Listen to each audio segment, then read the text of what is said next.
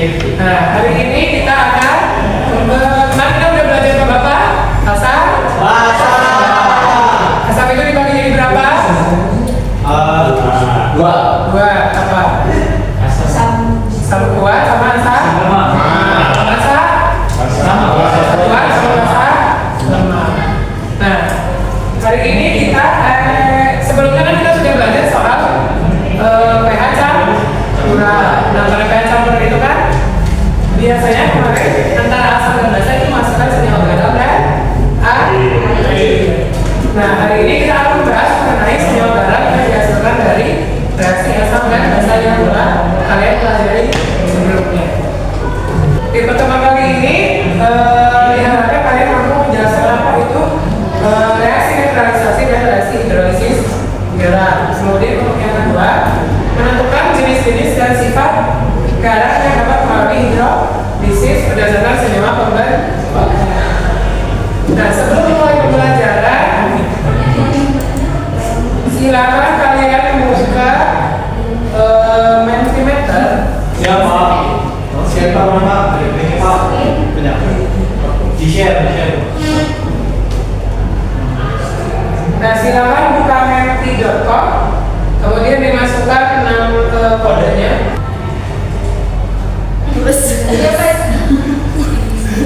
Siapa yang kabur?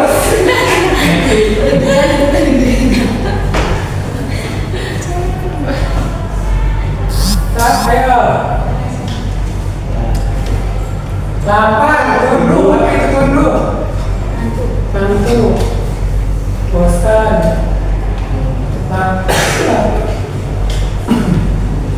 Biasa aja.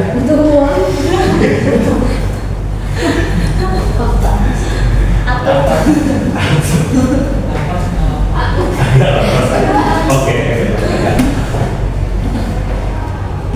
Sudah diisi semuanya? Sudah, Pak. Nah, untuk yang merasa lapar, harusnya dari sebelum ini sarapan dulu ya. Untuk yang butuh uang cari aja sendiri. Kemudian untuk yang takut, jangan takut karena kita tidak akan mempelajari materi-materi yang menggunakan bahan berbahaya. Nah, lanjut ke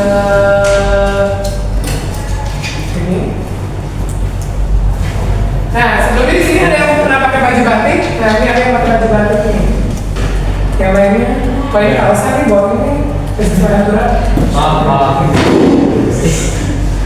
Nah, apakah kalian pernah berpikir kenapa sih warna batik itu bisa tajam dan tahan lama? Ada yang tahu dari kelompok ini? Ada di asam.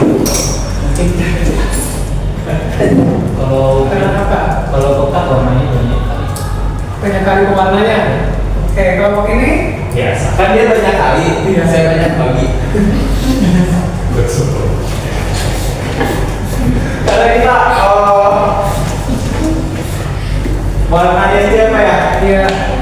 Karena dia tadi Pak kebloksokan warna itu terlalu banyak. Terlalu banyak. Ini juga terlalu banyak. Kalau kelompok ini? Pakai pengawet. Pada pernah? Biar tahan. Ini bukan tahan lama kayak makanan ya? Nggak kedok Pak. Pengawet baru.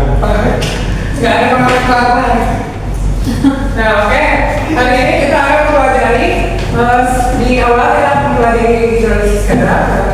Kita hari ini akan mempelajari hubungan antara hidrolisis garam dengan pewarnaan batik dan kenapa garam itu bisa membuat warna batik bisa tajam dan tahan. Nah, ini ada sebuah wacana. Nah, Bu Atika adalah seorang pembuat batik yang berasal dari kawasan batik resmi Cirebon yang terkenal dengan kerajinan batiknya.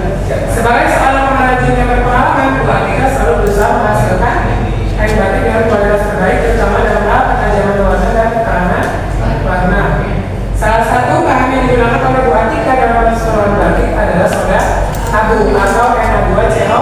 Ada yang tahu nama senyawa Na2CO ini apa? Ayo. Kalau di karbonat itu NaH3 itu fungsinya untuk pengembang kue atau untuk fermen. Nah, namun di Di balik keindahan yang luar biasa, saudara aku dapat bereaksi kemarin dan menaikkan pH larutan saudara signifikan. Nah, 5 pewarnaan yang memiliki pH tinggi ini kalau tidak dilakukan dahulu dan dibuang langsung ke lingkungan, dapat merusak ekosistem perairan. Nah, setelah membaca fenomena di atas, kalau kita kaitkan dengan materi yang kita pelajari, kira-kira pertanyaan apa yang bisa kalian buat? Nah, sudah Bapak kirimkan untuk file LKPD-nya di grup WhatsApp. Silakan dibuka untuk masuk ke kelompok. Oke, pertanyaan apa dan apa hipotesisnya yang bisa kita buat sementara dari wacana yang sudah ditampilkan? Ya, pertanyaannya adalah mengapa saudara atau Na2CO3 itu bisa menaikkan pH? Bisa menaikkan pH. Kalau kelompok ada lagi?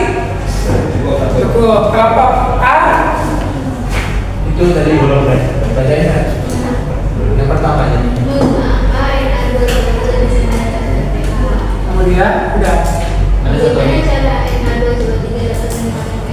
Oke, yang kelompok B?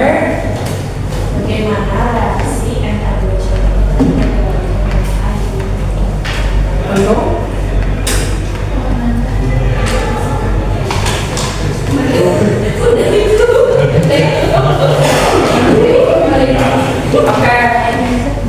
Oke, hipotesisnya apa dari kelompok ini? Hah? Hipotesis? Apa ya? pH meningkat Karena karena Na2CO3-nya bereaksi hidrogen air sehingga jumlah kokamin dalam airnya lebih banyak. akan banyak karena sekali sifatnya dasar. Kalau kelompok ini apa hipotesisnya? Karena menghasilkan busa. Menghasilkan busa. Kenapa busa? Busa sabun. Sabun. Ini bukan sabun. Oh iya ya. Bapak. Bukan ya? Berarti Pak, kondisinya sesat. Kalau kelompok ini jawaban sementaranya apa? Mana terbentuk dia? Dia ketika dilakukan dengan air sehingga menaikkan pH. Nanti bagaimana Pak? Harusnya bagaimana nanti kita bahas di presentasi. Nah, sekarang masing-masing sudah diberikan LKPD, kemudian kerjakan LKPD-nya sesuai dengan perintah. Cari informasi tambahan yang kalian perlukan untuk menggunakan buku paket, internet, modul artikel, serta video yang ada di sini. Kalian bisa scan video di sini.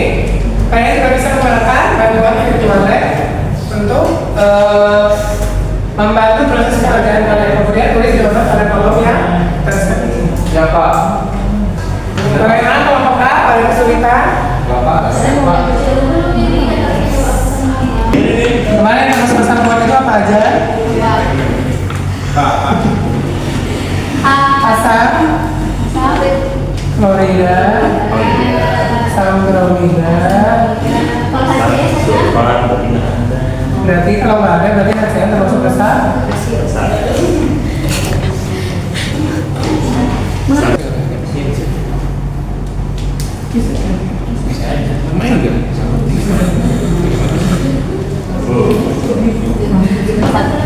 Dia golongan 1. Oh iya.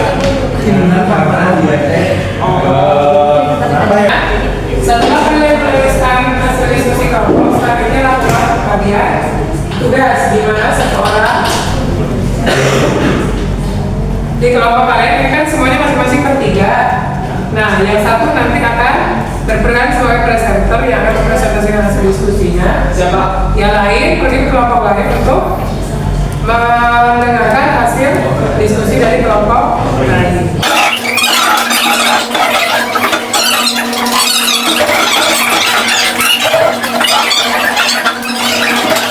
Nah, selanjutnya tadi kelompok ini hipotesisnya apa?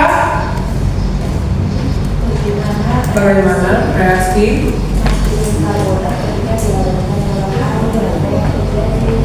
yang terjadi? Jawabannya terbentuk kation dan anion. Nah, kira-kira benar nggak hipotesis kalian tadi? Iya. Ya. Kemudian apa yang menyebabkan soda abu itu bisa menyebabkan pH naik? Terhidrolisis menghasilkan Iya, toh? Kalau kelompok ini tadi gimana? Hipotesisnya sudah benar? Betul Pak, ternyata nah energi juga menyebabkan mekanik Pak. Karena Karena ada OH Pak. pahamnya dihasilkan dari Air yang pecah Pak. air yang dipecah. Emang kalau air yang pecah jadi apa? Dari asal gitu.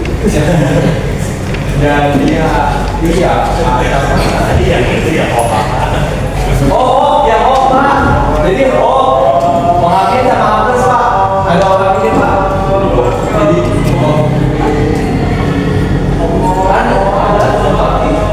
Oke, kalau berarti hipotesisnya benar apa enggak tadi? Betul, Pak.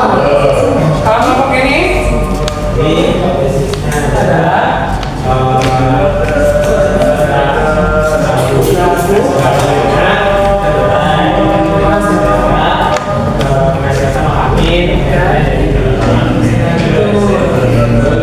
nah, berarti hari ini pertama kita belajar mengenai reaksi neutralisasi. Neutralisasi itu tadi apa? Reaksi antara asam dan basa menghasilkan garam.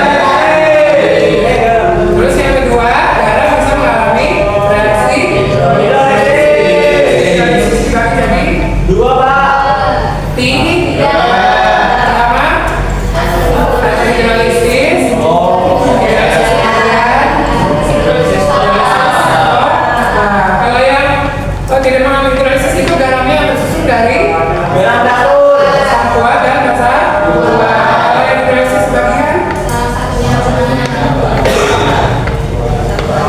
salah satunya lemah antara dari asam kuat basa lemah atau asam kuat basa lemah. Kemudian kalau yang sebagai hidrolisis lemah lemah kan lemah. Sifat garamnya ditentukan berdasarkan KA dan KB. Kalau nilai KA-nya lebih besar, kalau KA-nya lebih kecil, kalau sama dengan berarti untuk hari ini berarti kita sudah belajar sampai sifat-sifat garam. Nah, selanjutnya untuk menguji pemahaman kalian, silakan buka website gimkit.com /join. Apa itu Pak?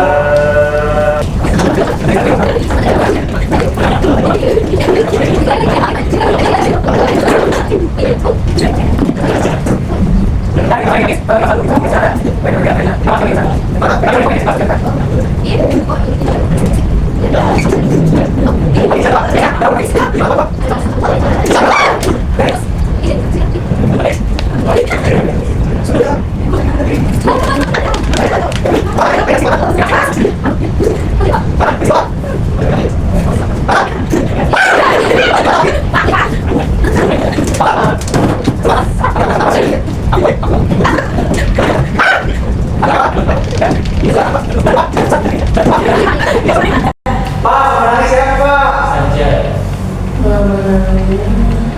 Itu di depan Pak.